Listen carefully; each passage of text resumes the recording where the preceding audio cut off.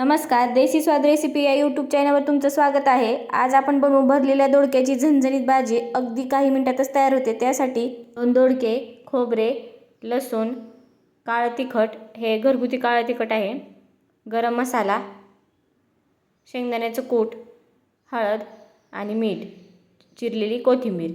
तर सगळ्यात अगोदर आपण लसूण खोबरे जे आहे ते वाटून घेऊयात, मिक्सरच्या भांड्यामध्ये टाकून बारीक करून घेतलेलं आहे। आता दोडके आपण कट करून घेऊयात।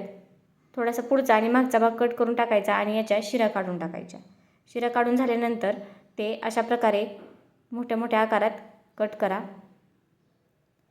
हे असे कट करून झाल्यानंतर याला असं मधून कट करायचं, जसं आपण वांग कट करतो ना तसं, अशा प्रकारे।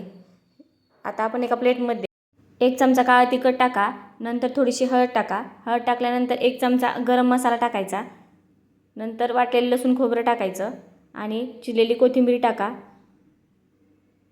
चवीनुसार मीठ टाकायचं आणि मीठ टाकल्यानंतर याच्यामध्ये शेंगदाण्याचं कूट टाकून मसाला मिक्स करून घ्यायचा। हे बघा, मस्त असा मसाला तयार झालेला आहे। आता आपण या फोडीमध्ये भरून घ्यायचा।